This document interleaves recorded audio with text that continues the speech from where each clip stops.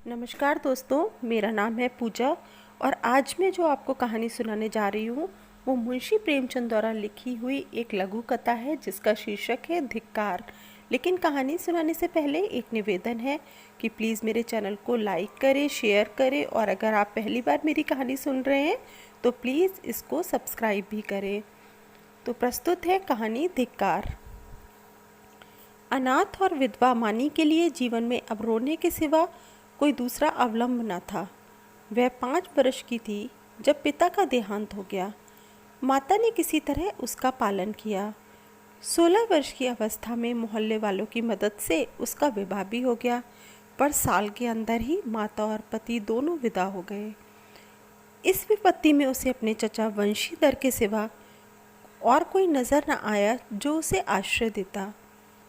वंशीधर ने अब तक जो व्यवहार किया था उससे यह आशा न हो सकती थी कि वहाँ वह शांति के साथ रह सकेगी, पर वह सब कुछ सहने और सब कुछ करने को तैयार थी। वह गाली, झिड़की, मारपीट सब सह लेगी। कोई इस पर संदेह तो न करेगा, उस पर मिथ्या लांछन तो न लगेगा, शोहदों और लुच्छों से तो उसकी रक्षा होगी। वंशीधर को कुल मर्यादा की कुछ चिंता हुई। मानी की याचना को अस्वीकार न कर सके, लेकिन 2-4 महीने में ही मानी को मालूम हो गया कि इस घर में बहुत दिनों तक उसका निभाना होगा।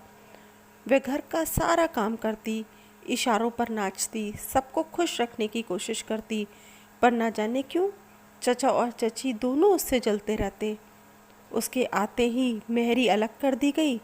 नहलाने धुलाने के लिए एक लौंडा था, उसे भी जवाब दे दिया गया।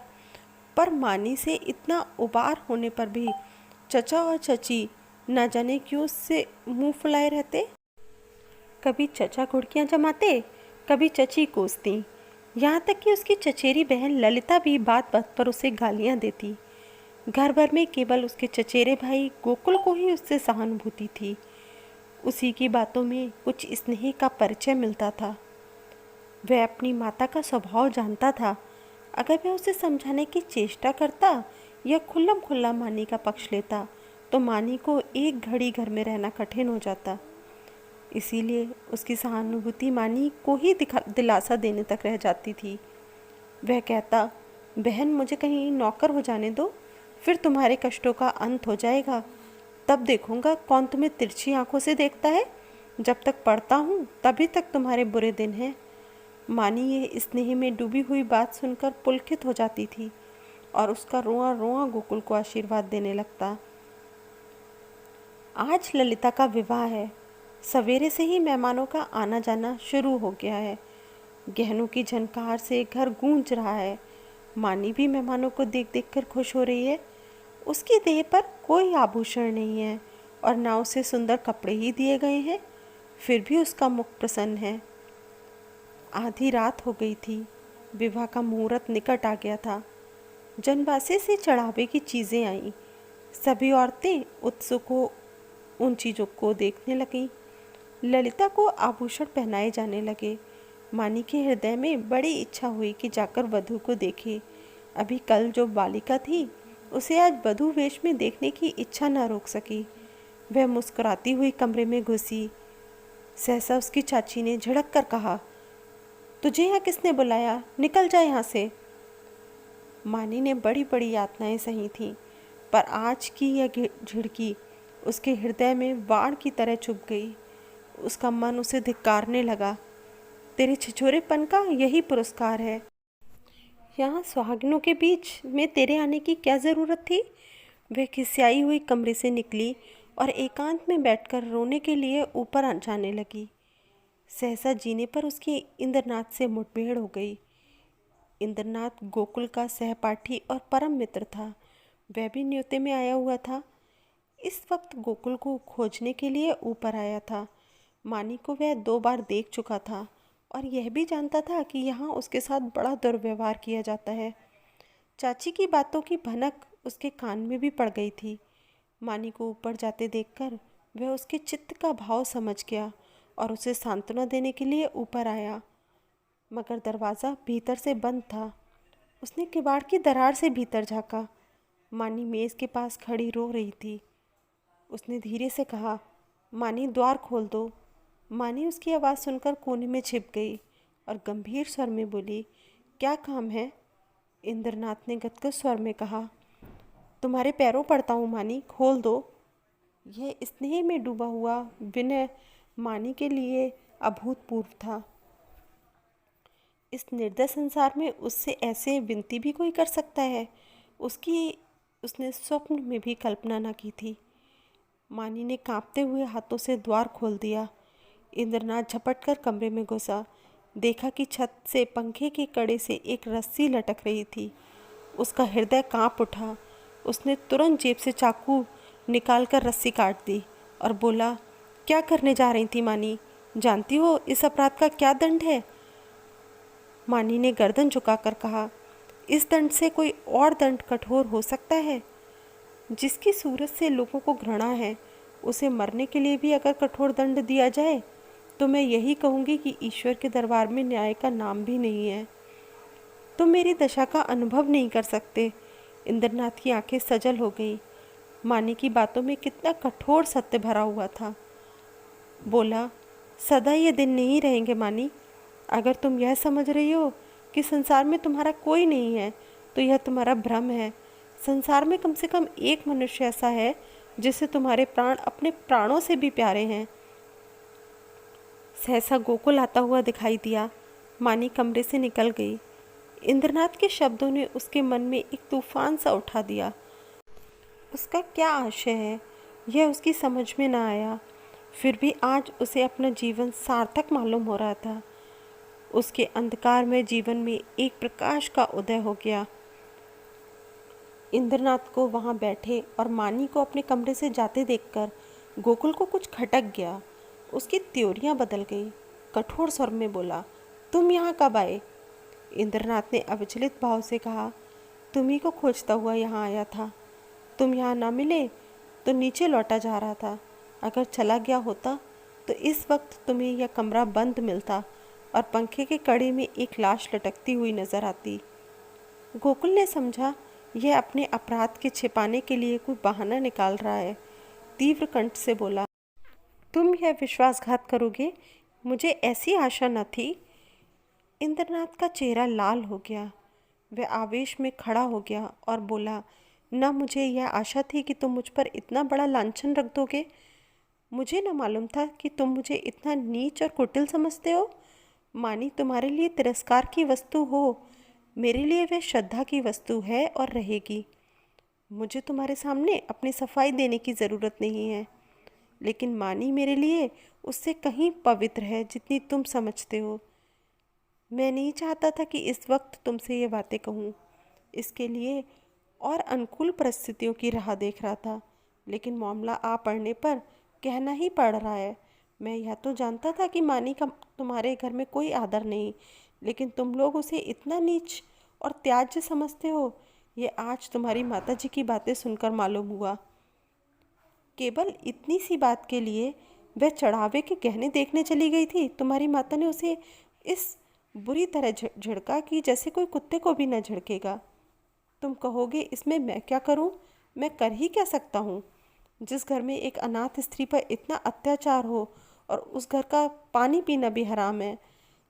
अगर तुमने अपनी माता को पहले ही दिन समझा दिया होता तो आज यह नौबत ना आती। तुम इस इल्ज़ाम से नहीं बच सकते। तुम्हारे घर में आज उत्सव है। मैं तुम्हारे माता पिता से कुछ बातचीत नहीं कर सकता, लेकिन तुमसे कहने में संकोच नहीं है कि मानी को मैं अपने जीवन सहचरी बनाकर अपने को धन्य समझूंगा। मैंने समझा था अपना कोई ठिकाना करने के बाद यह प्रस्ताव करूंगा, पर मुझे भय है कि और विलम्ब करने से शायद मानी से हाथ धोना पड़े। इसलिए तुम्हें और तुम्हारे घर वालों को चिंता से मुक्त करने के लिए मैं आज ही यह प्रस्ताव किए देता हूँ। गोकुल के हृदय में इंद्रनाथ के प्रति ऐसी श्रद्धा कभी न हुई थी। उस पर ऐसा संदेह करके वह बहुत ही लज्जित हुआ। उसने यह अनुभव भी किया कि माता के भय से मैं मानी के विषय में तटस्थ रहकर कायरता का दोषी हुआ हूँ। यह केवल कायरता थी और कुछ नहीं। वह झेपता हुआ बोला, अगर अम्मा में मानी को इस विषय पर झिड़का तो यह उनकी मूर्खता है। मैं उनसे अवसर मिलते ही पूछूंगा। इंद्रनाथ, अब पूछने पाछने का समय निकल गया। मैं चाहता हूँ तुम मानी से इस विषय में सलाह करके मुझे बतला दो। मैं नहीं चाहता कि अब वह यहाँ क्षण भर भी रहे। मुझे आज मालूम हुआ कि वह गर्भिणी प्रकृति की स्त्री है, और सच पूछो तो मैं उसके स्वभाव पर ही मुग्ध हो गया हूँ। ऐसी स्त्री अत्याचार नहीं सह सकती। गोकुल ने डरते डरते कहा, लेकिन तुम्हें मालूम है वह विधवा है। जब हम किसी के हाथों में अपना असाधारण हित होते देखते हैं तो हम अपनी सारी बुराइयां उसके सामने खोल कर रख देते हैं। हम उसे दिखाना चाहते हैं कि हम उसकी इस कृपा के सर्वथा योग्य नहीं हैं। इंद्रनाथ ने मुस्कुराकर कहा, जानता हूँ, सुन चुका हूँ, और इसीलिए तुम्हारे बाबूजी से कुछ कहने का मुझे अब तक साहस नहीं हुआ। लेकिन ना जानता तो भी इसका मेरे निश्चय पर कोई असर ना पड़ता। मानी विधवा ही नहीं, अछूत हो, उससे भी गई बीती। अगर कुछ भी हो सकती है तो वह हो। फिर भी मेरे लिए वह रमणी रत्न है। हम छोटे छोटे कामों के लिए तजुर्बेकार आदमी खोजते हैं। जिसके साथ हमें अपनी जीवन यात्रा करनी है उसमें तजुर्बे का होना ऐब समझते हैं। मैं न्याय का गला घोटने वालों में से नहीं हूँ।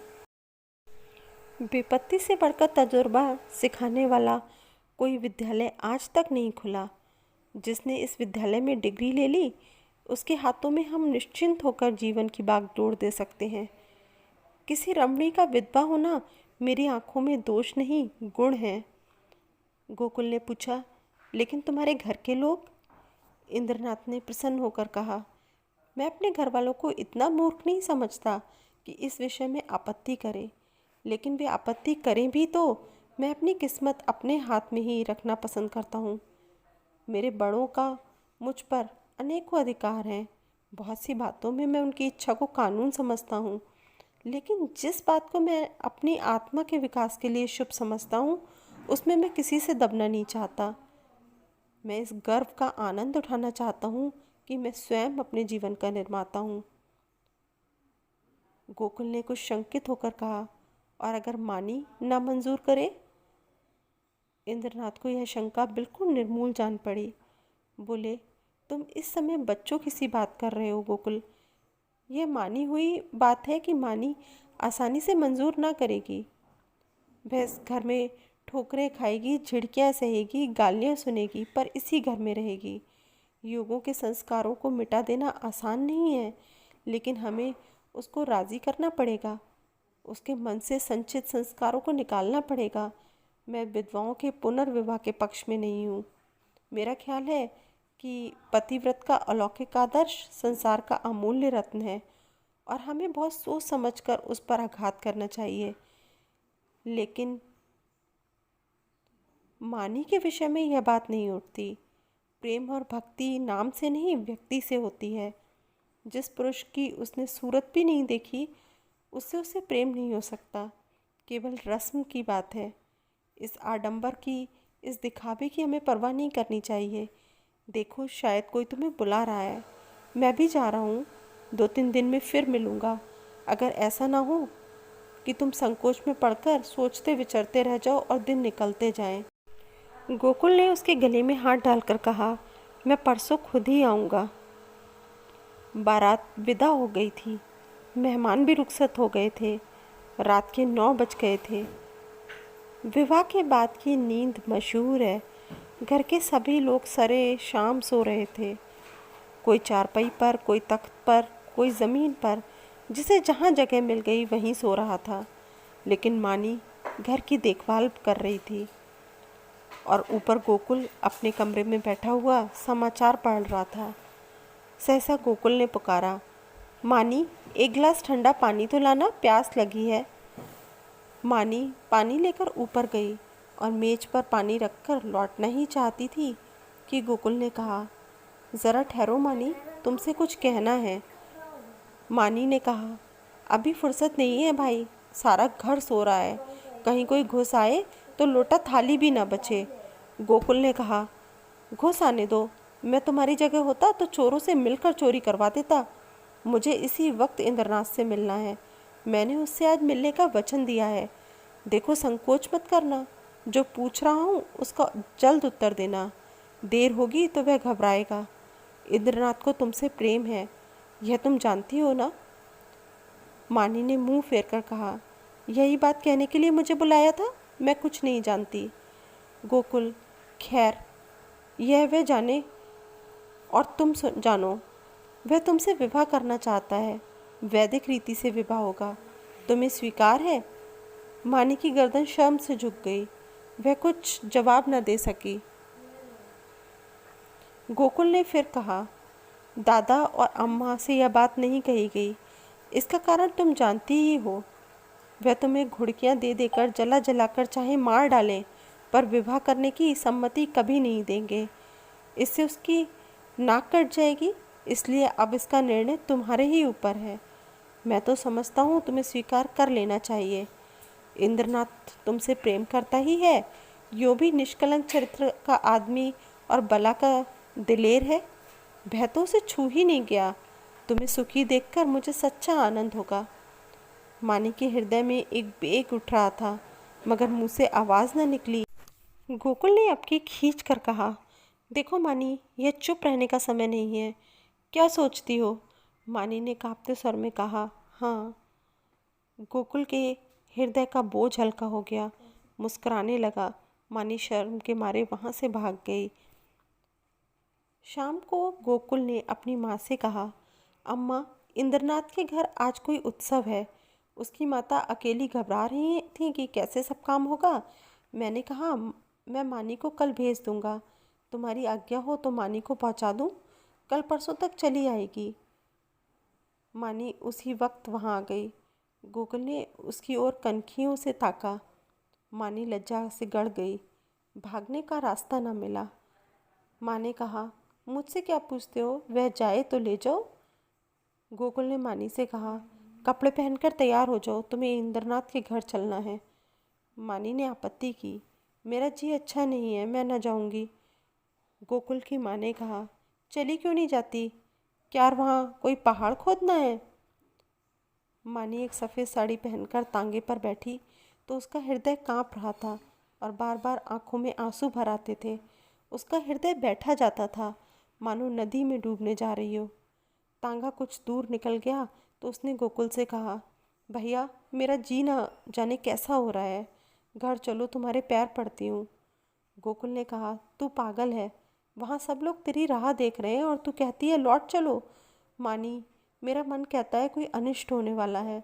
गोकुल, और मेरा मन कहता है तू रानी बनने जा रही है। मानी, 10-5 दिन ठहर क्यों नहीं जाते? कह देना मानी बीमार है। गोकुल, पागलों सी बातें ना करो। मानी, लोग कितना हंसेंगे। गोकुल, मैं शुभ कार्य में किसी की हंसी की परवाह नहीं करता। मानी, अम्मा तुम्हें घर में घुसने ना देंगी। मेरे कारण तुम्हें भी झिड़कियाँ मिलेंगी। गोकुल, इसकी कोई परवाह नहीं, उनकी तो यह आदत ही है। तांगा पहुंच गया। इंद्रनाथ की माता विचारशील महिला थी। उन्होंने आकर बधू को उतारा और भीतर ले गई। गोकुल वहां से घर चला तो 11 बज रहे थे। एक ओर तो शुभ कार्य को पूरा करने का आनंद था और दूसरी ओर भय था कि कल मानी न जाएगी तो लोगों को क्या जवाब दूंगा। उसने निश्चय किया, चलकर साफ साफ कह दूंगा। छिपाना व्यर्थ है। आज नहीं कल, कल नहीं परसों, सब कुछ कहना तो पड़ेगा ही। आज ही क्यों ना कह दूं। यह निश्चय करके वह घर में दाखिल हुआ। माता ने किवाड़ खोलते हुए कहा, इतनी रात तक क्या करने लगे? उसे भी क्यों ना लेते आए? कल सवेरे चौका बर्तन कौन करेगा? गोकुल ने सिर झुकाकर कहा, वह तो अब शायद लौटकर ना आए अम्मा। उसके वहीं रहने का प्रबंध हो गया है। माता ने आंखें फाड़कर कहा, क्या बकता है? भला वह वहाँ कैसे रहेगी? गोकुल, इंद्रनाथ से उसका विवाह हो गया है। माता मानो आकाश से गिर पड़ी। उन्हें कुछ सुध ना रही कि मेरे मुंह से क्या निकल रहा है। कोलांगार, भड़वा, हरामजादा, न जाने क्या क्या कहा। यहाँ तक कि गोकुल का धैर्य चरम सीमा का उल्लंघन कर गया। उसका मुंह लाल हो गया, त्योरियां चढ़ गईं। बोला, अम्मा बस करो, अब मुझ में इससे ज़्यादा सुनने की सामर्थ्य नहीं है। अगर मैंने कोई अनुचित कर्म किया होता तो आपकी जूतियां खाकर भी सिर न उठाता, मगर मैंने कोई अनुचित कर्म नहीं किया। मैंने वही किया जो ऐसी दशा में मेरा कर्तव्य था और जो हर एक भले आदमी को करना चाहिए। तुम मूर्खा हो, तुम्हें नहीं मालूम कि इस समय की क्या प्रगति है। इसीलिए अब तक मैंने धैर्य के साथ तुम्हारी गालियाँ सुनी। तुमने और मुझे दुख के साथ कहना पड़ता है कि पिताजी ने भी मानी के जीवन को नारकीय बना रखा था। तुमने उसे ऐसी ऐसी ताड़नाएं दी जो कोई अपने शत्रु को भी ना देगा। इसलिए ना कि तुम्हारी आश्रित थी, इसीलिए ना कि वह अनाथनी थी, अब वह तुम्हारी गालियां खाने ना आवेगी। जिस दिन तुम्हारे घर पर विवाह का उत्सव हो रहा था, तुम्हारे ही एक कठोर वाक्य से आहत होकर वह आत्महत्या करने जा रही थी। इंद्रनाथ उस समय ऊपर ना पहुंच जाते तो आज हम तुम सारा घर हवालात में बैठा होता। माता ने आंखें मटका कर कहा, आहा, कितने सपूत बेटे हुए तुम कि सारे घर को संकट से बचा लिया। क्यों ना हो, अभी बहन की बारी है, कुछ दिनों में मुझे भी जाकर किसी के गले बांधा ना, फिर तुम्हारी चांदी हो जाएगी। यह रोजगार सबसे अच्छा है। पढ़ लिख कर क्या करोगे? गोकुल मर्म वेदना से तिलमिला उठा, व्यथित कंठ से बोला, ईश्वर ना करे कोई बालक तुम जैसी माता के गर्भ से जन्म ले। तुम्हारा मुंह देखना भी पाप है। यह कहता हुआ वह घर से निकल पड़ा और उन्मत्तों की तरह एक तरफ चल खड़ा हुआ। जोर के झोंके चल रहे थे, पर उसे ऐसा मालूम हो रहा था कि सांस लेने में भी हवा नहीं है। 1 सप्ताह बीत गया, पर गोकुल का कहीं पता नहीं। इंद्रनाथ को बंबई में एक जगह मिल गई थी। वह वहाँ चला गया था। वहाँ रहने का प्रबंध करके वह अपनी माता को उतार देगा और तब सास और बहू वहाँ चली जाएंगी। वंशीधर को पहले संदेह हुआ कि गोकुल इंद्रनाथ के घर छिपा होगा, पर जब वहाँ पता न चला तो उन्होंने सारे शहर में खोज पूछ शुरू की। जितने मिलने वाले मित्र, स्नेही, संबंधी थे, सभी के घर गए, पर सब जगह से साफ जवाब पाया। दिन भर दौड़ धूप कर शाम को घर आते तो स्त्री को आड़े हाथों लेते और कोसो लड़के को पानी पी पी कर कोसो, न जाने तुम्हें कभी बुद्धि आएगी भी कि या नहीं। गई थी चुड़ैल तो जाने देती, एक बोझ सिर से टला, एक मेहरी रख लो काम चल जाएगा। जब वह आती तो करके वो भूखा मरता था। विधवाओं के पुनर्विवाह चारों ओर तो हो रहे हैं, यह कोई अनहोनी बात नहीं है। हमारे बस की बात होती तो विधवा विवाह के पक्षपातियों को देश से निकाल देते, शाप देकर जला देते, लेकिन यह हमारे बस की बात नहीं। फिर तुमसे इतना भी ना हो सका कि मुझसे पूछ तो लेती, मैं जो उचित समझता करता। क्या तुमने समझा था कि मैं दफ्तर से लौटकर आऊँगा ही नहीं, वही मेरी अंत्येष्टि हो जाएगी? बस लड़के पर टूट पड़ी, अब रो खूब दिल खोलकर। संध्या हो गई थी। वंशीधर स्त्री को फटकारे सुनाकर द्वार पर उद्वेग की दशा में टहल रहे थे। रह रहकर मानी पर क्रोध आता था। इसी राक्षसी के कारण मेरे घर का सर्वनाश हुआ था। न जाने किस बुरी साइत में आई थी कि घर को मिटाकर छोड़ा। वह न आई होती तो आज क्यों यह बुरे दिन देखने पड़ते। कितना होनहार, कितना प्रतिभाशाली लड़का था, न जाने कहाँ गया। एकाएक एक बुढ़िया उनके समीप आई और बोली, बाबू साहब, यह खत लाई हूँ, ले लीजिए। वंशीधर ने लपक कर बुढ़िया के हाथ से पत्र लिया। उसकी छाती आशा से धक धक करने लगी। गोकुल ने शायद यह पत्र लिखा होगा। अंधेरे में कुछ न सूझा। पूछा, कहाँ से आई हैं? बुढ़िया ने कहा, वह जो बाबू हसनेगंज में रहते हैं, जो बम्बई में नौकर हैं, उन्हीं की बहू ने भेजा है। वंशीधर ने कमरे में जाकर लैंप जलाया और पत्र पढ़ने लगे। मानी का खत था। लिखा था, पूज्य चाचा जी, आभाग्नि मानी का प्रणाम स्वीकार कीजिए। मुझे ये अत्यंत दुख हुआ कि गोकुल भैया नहीं कहीं चले गए और अब तक उनका पता नहीं है। मैं ही इसका कारण हूँ। यह कलंक मेरे ही मुख पर लगना था और वह लग गया। मेरे कारण आपको इतना शोक हुआ, इसका मुझे दुख है, मगर भैया आवेंगे अवश्य, इसका मुझे विश्वास है। मैं इसी 9 बजे वाली गाड़ी से बम्बई जा रही हूँ। मुझसे जो कुछ अपराध हुआ है उसे क्षमा कीजिएगा और चाची से मेरा प्रणाम कहिएगा। मेरी ईश्वर से यही प्रार्थना है कि शीघ्र ही गोकुल भैया सकुशल घर लौट आवें। ईश्वर की इच्छा हुई तो भैया के विवाह में आपके चरणों के दर्शन करूंगी। वंशीधर ने पत्र को फाड़कर पुर्जे पुर्जे कर डाला। घड़ी में देखा तो 8 बज रहे थे। तुरंत कपड़े पहने, सड़क पर आकर एक्का किया और स्टेशन चले। बम्बई मेल प्लेटफॉर्म पर खड़ी थी। मुसाफिरों में भगदड़ मची हुई थी। खोमचे बालों की चीख पुकार से कान में पड़ी आवाज़ न सुनाई देती थी। गाड़ी छूटने में थोड़ी ही देर थी। मानी और उसकी सास एक जनाने कमरे में बैठी हुई थी। मानी सजल नेत्रों से सामने ताक रही थी। अतीत चाहे दुखद ही क्यों ना हो, उसकी स्मृतियाँ मधुर होती हैं। मानी आज बुरे दिनों का स्मरण करके दुखी हो रही थी। गोकुल से अब न जाने कब भेंट होगी। चाचा जी आ जाते तो उनके दर्शन कर लेती। कभी कभी बिगड़ते थे तो क्या, उसके भले ही के लिए तो डांटते थे। अब आवेंगे नहीं। अब तो गाड़ी छूटने में थोड़ी ही देर है।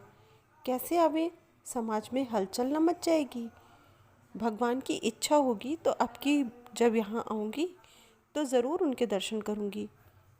एकाएक उसने लाला वंशीधर को आते देखा। वह गाड़ी से निकलकर बाहर खड़ी हो गई और चाचा जी की ओर बढ़ी। चरणों पर गिरना चाहती थी कि वह पीछे हट गए और आंखें निकालकर बोले, मुझसे दूर रह, मत छू, अभाग्नि कहीं की। मुंह में कालिख लगाकर मुझे पत्र लिखती है। तुझे मौत भी नहीं आती। तूने मेरे कुल का सर्वनाश कर दिया। आज तक गोकुल का पता नहीं है। तेरे कारण वह घर से निकला और तू अभी तक मेरी छाती पर मूंग दलने को बैठी है। तेरे लिए क्या गंगा में पानी नहीं है? मैं तुझे ऐसी कुलटा, ऐसी हरजाई समझता तो पहले दिन ही तेरा गला घोट देता। अब मुझे अपनी भक्ति दिखलाने चली है। तेरी जैसी पापिष्ठाओं का मरना ही अच्छा है। पृथ्वी का बोझ कम हो जाएगा। प्लेटफॉर्म पर सैकड़ों आदमियों की भीड़ लग गई थी और वंशीधर निर्लज्ज भाव से गालियों की बौछार कर रहे थे।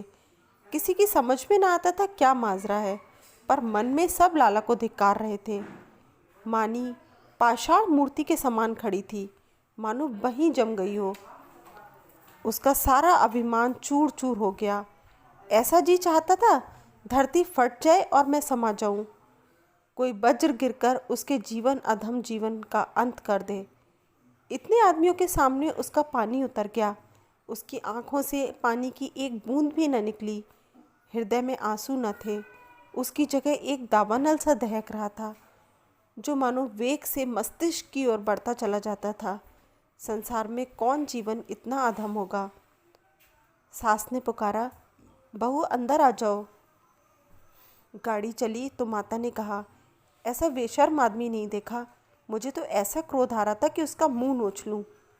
मानी ने सिर ऊपर ना उठाया। माता फिर बोली, न जाने इन सड़ियलों की बुद्धि कब आएगी। अब तो मरने के दिन भी आ गए। पूछो, तेरा लड़का भाग गया तो हम क्या करें? अगर ऐसे पापी न होते तो यह वज्र क्यों गिरता? मानी ने फिर भी मुंह न खोला। शायद उसे कुछ सुनाई ही न दिया था। शायद उसे अपने अस्तित्व का ज्ञान भी न था। वह टकटकी लगाए खिड़की की ओर ताक रही थी। उस अंधकार में उसे जाने क्या सूझ रहा था। कानपुर आया। माता ने पूछा, बेटी कुछ खाओगी? थोड़ी सी मिठाई खा लो, 10 कब के बज गए। मानी ने कहा, अभी तो भूख नहीं है अम्मा, फिर खा लूँगी। माताजी सोई। मानी भी लेटी, पर चचा की वह सूरत आंखों के सामने खड़ी थी और उनकी बातें कानों में गूंज रही थीं। आह, मैं इतनी नीच हूँ, ऐसी पतित कि मेरे मर जाने से पृथ्वी का भार हल्का हो जाएगा। क्या कहा था, तो अपने माँ बाप की बेटी है तो फिर मुँह मत दिखाना। ना दिखाऊंगी। जिस मुँह पर ऐसी कालिमा लगी हो उसे किसी को दिखाने की इच्छा भी नहीं है। गाड़ी अंधकार को चीरती चली जा रही थी। मानी ने अपना ट्रंक खोला और अपने आभूषण निकालकर उसमें रख दिए। फिर इंद्रनाथ का चित्र निकालकर उसे देर तक देखती रही। उसकी आंखों में गर्व की एक झलक सी दिखाई दी। उसने तस्वीर रख दी और आप ही आप बोली, नहीं नहीं, मैं तुम्हारे जीवन को कलंकित नहीं कर सकती। तुम देवतुल्य हो। तुमने मुझ पर दया की है। मैं अपने पूर्व संस्कारों का प्रायश्चित कर रही थी। तुमने मुझे उठाकर हृदय से लगा लिया। लेकिन मैं तुम्हें कलंकित ना करूँगी। तुम्हें मुझसे प्रेम है। तुम मेरे लिए अनादर, अपमान, निंदा सब सह लोगे, पर मैं तुम्हारे जीवन का भार ना बनूंगी। गाड़ी अंधकार को चीरती चली जा रही थी। मानी आकाश की ओर इतनी देर तक देखती रही कि सारे तारे अदृश्य हो गए और उस अंधकार में उसे अपनी माता का स्वरूप दिखाई दिया, ऐसा उज्जवल, ऐसा प्रत्यक्ष कि उसे चौंक कर आंखें बंद कर लीं। न जाने कितनी रात गुजर गई थी। दरवाज़ा खुलने की आहट से माताजी की आंखें खुल गईं। गाड़ी तेज़ी से चलती चली जा रही थी, मगर बहू का पता न था। वह आंखें मलकर उठ बैठी और पुकारा, बहू बहू। कोई जवाब न मिला। उनका हृदय धक धक करने लगा। ऊपर के बर्थ पर नज़र डाली, पेशाब खाने में देखा, बेंचों के नीचे देखा, बहू कहीं न थी। तब वह द्वार पर आकर खड़ी हो गई। बहू का क्या हुआ? यह द्वार किसने खोला? कोई गाड़ी में तो नहीं आया? उनका जी घबराने लगा। उन्होंने किवाड़ बंद कर दिया और ज़ोर ज़ोर से रोने लगीं। किससे पूछें? डाकगाड़ी अब न जाने कितनी देर में रुकेगी। कहती थी बहू मर्दानी गाड़ी में बैठें, पर मेरा कहना न माना। कहने लगी, अम्मा जी आपको सोने में तकलीफ़ होगी। यही आराम दे गई। सहसा उसे खतरे की जंजीर याद आई। उसने ज़ोर ज़ोर से कई बार जंजीर खींची। कई मिनट के बाद गाड़ी रुकी। गार्ड आया। पड़ोस के कमरे से 2-4 आदमी और भी आए। फिर लोगों ने सारा कमरा तलाश किया। नीचे तख्त को ध्यान से देखा। रक्त का कोई चिन्ह न था। असबाब की जांच की। बिस्तर, संदूकची, बर्तन सब मौजूद थे। ताले भी सब बंद थे। कोई चीज़ गायब न थी। अगर बाहर से कोई आदमी आता तो चलती गाड़ी से जाता कहाँ? एक स्त्री को लेकर गाड़ी से कूद जाना असंभव था। सब लोग इन लक्षणों से इसी नतीजे पर पहुँचे कि मानी द्वार खोलकर बाहर झांकने लगी होगी और मुठिया हाथ से छूट जाने के कारण गिर पड़ी होगी। गार्ड भला आदमी था। उसने नीचे उतरकर 1 मील तक सड़क के दोनों तरफ तलाश किया।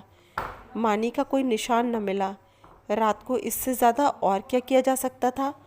माताजी को कुछ लोग आग्रहपूर्वक एक मर्दाने डिब्बे में ले गए। यह निश्चय हुआ कि माताजी अगले स्टेशन पर उतर पड़े और सवेरे इधर उधर दूर तक देखभाल की जाए। विपत्ति में हम प्रमुखापेक्षी हो जाते हैं। माताजी कभी इसका मुंह देखती, कभी उसका।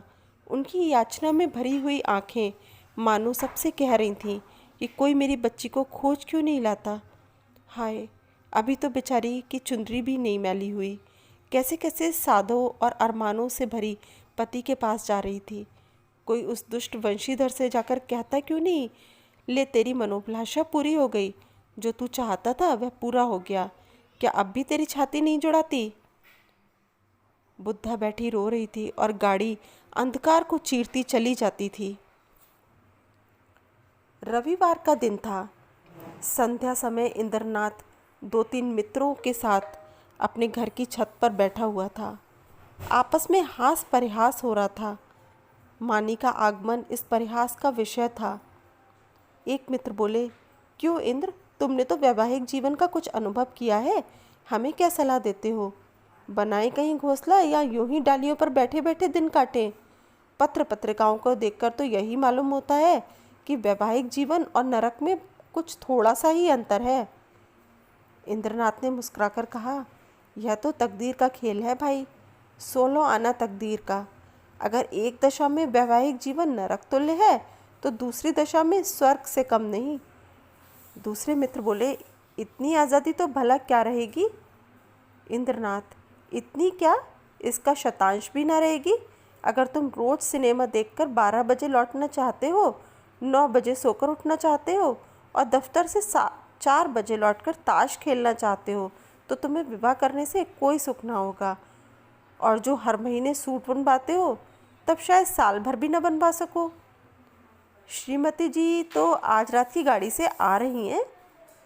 हाँ, मेल से। मेरे साथ चलकर उन्हें रिसीव करोगे ना? यह भी पूछने की बात है। अब घर कौन आता है, मगर कल दावत खिलानी पड़ेगी।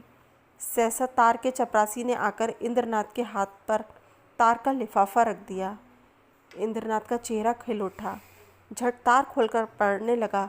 एक बार पढ़ते ही उसका हृदय धक से हो गया। सांस रुक गई, सिर घूमने लगा, आंखों की रोशनी लुप्त हो गई, जैसे विश्व का काला पर्दा पड़ गया हो। उसने तार को मित्रों के सामने फेंक दिया और दोनों हाथों से मुंह ढांपकर फूट फूट कर रोने लगा। दोनों मित्रों ने घबराकर तार उठा लिया और उसके पड़ते ही हाथ बुद्धि से ही दीवार की ओर ताकने लगे। क्या सोच रहे थे और क्या हो गया? तार में लिखा था, मानी गाड़ी से कूद पड़ी। उसकी लाश लालपुर से 3 मील पर पाई गई। मैं लालपुर में हूँ, तुरंत आओ। एक मित्र ने कहा, किसी शत्रु ने झूठी खबर न भेज दी हो। दूसरे मित्र बोले, हाँ, कभी कभी लोग ऐसी शरारतें करते हैं। इंद्रनाथ ने शून्य नेत्रों से उनकी ओर देखा, पर मुंह से कुछ नहीं बोले। कई मिनट तीनों आदमी निर्वाक निस्पंद बैठे रहे। एकाएक इंद्रनाथ खड़े हो गए और बोले, मैं इस गाड़ी से जाऊंगा। बम्बई से 9 बजे रात को गाड़ी छूटती थी। दोनों मित्रों ने चटपट बिस्तर आदि बांधकर तैयार कर दिया। एक ने बिस्तर उठाया, दूसरे ने ट्रंक। इंद्रनाथ ने चटपट कपड़े पहने और स्टेशन चले। निराशा आगे थी, आशा रोती हुई पीछे। 1 सप्ताह गुजर गया था। लाला वंशीधर दफ्तर से आकर द्वार पर बैठे ही थे कि इंद्रनाथ ने आकर प्रणाम किया। वंशीधर उसे देखकर चौंक पड़े। उसके अनपेक्षित आगमन पर नहीं, उसकी विकृत दशा पर, मानो बीत राख शोक सामने खड़ा हो, मानो कोई हृदय से निकली हुई आह मूर्तिमान हो गई हो। वंशीधर ने पूछा, तुम तो मुंबई चले गए थे ना? इंद्रनाथ ने जवाब दिया, जी हाँ, आज ही आया हूँ। वंशीधर ने तीखे स्वर में कहा, गोकुल को तो तुम ले बीते? इंद्रनाथ ने अपनी अंगूठी की ओर ताकते हुए कहा, वह मेरे घर पर है। वंशीधर ने उदास मुख पर हर्ष का प्रकाश दौड़ गया। बोले, तो यहाँ क्यों नहीं आए? तुमसे कहाँ उसकी भेंट हुई? क्या बम्बई चला गया था? जी नहीं, कल मैं गाड़ी से उतरा तो स्टेशन पर मिल गए। तो लाकर लिवा लाओ ना। जो किया अच्छा किया। यह कहते हुए वह घर में दौड़े। एक क्षण में गोकुल की माता ने उसे अंदर बुलाया। वह अंदर गया तो माता ने उसे सिर से पांव तक देखा। तुम बीमार थे क्या भैया? चेहरा क्यों इतना उतरा है? गोकुल की माता ने पानी का लोटा रखकर कहा, हाथ मुंह धो डालो बेटा। गोकुल है तो अच्छी तरह। कहाँ रहा इतने दिन? तब से सैकड़ों मन्नतें मान डाली, आया क्यों नहीं? इंद्रनाथ ने हाथ मुंह धोते हुए कहा, मैंने कहा था चलो, लेकिन डर के मारे नहीं आते। और था कहाँ इतने दिन? कहते थे देहातों में घूमता रहा। तो क्या तुम अकेले बम्बई से आए हो? जी नहीं, अम्मा भी आई हैं। गोकुल की माता ने कुछ सकचाकर पूछा, मानी तो अच्छी तरह है? इंद्रनाथ ने हंसकर कहा, जी हाँ, अब वह बड़े सुख से है। संसार के बंधनों से छूट गई। माता ने अविश्वास करके कहा, चल नटखट कहीं का, बेचारी को कोस रहा है। मगर इतनी जल्दी बम्बई से लौट क्यों आए? इंद्रनाथ ने मुस्कुराते हुए कहा, क्या करता, माताजी का तार बम्बई में मिला कि मानी ने गाड़ी से कूदकर प्राण दे दिए। वह लालपुर में पड़ी हुई थी। दौड़ा हुआ आया, वहीं दाह क्रिया की। आज घर चला आया, अब मेरा अपराध क्षमा कीजिए। वह और कुछ न कह सका। आंसुओं के वेग ने गला बंद कर दिया।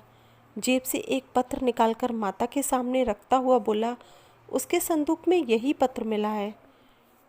गोकुल की माता कई मिनट तक मर्माहत सी बैठी जमीन की ओर ताकती रही। शोक और उससे अधिक पश्चाताप ने सिर को दबा रखा था। फिर पत्र उठाकर पढ़ने लगी। स्वामी, जब यह पत्र आपके हाथों में पहुंचेगा तब तक मैं इस संसार से विदा हो जाऊंगी। मैं बड़ी अभागन हूँ, मेरे लिए संसार में स्थान नहीं है। आपको भी मेरे कारण क्लेश और निंदा ही मिलेगी। मैंने सोचकर देखा और यही निश्चय किया कि मेरे लिए मरना ही अच्छा है। मुझ पर आपने जो दया की थी उसके लिए आपको क्या प्रतिदान करूं? जीवन में मैंने कभी किसी वस्तु की इच्छा नहीं की, परंतु मुझे दुख है कि आपके चरणों पर सिर रख कर न मर सकी। मेरी अंतिम याचना है कि मेरे लिए आप शोक न कीजिएगा। ईश्वर आपको सदा सुखी रखे। माताजी ने पत्र रख दिया और आंखों से आंसू बहने लगे। बरामदे में वंशीधर निस्पंद खड़े थे और जैसे मानी लज्जानत उनके सामने खड़ी थी।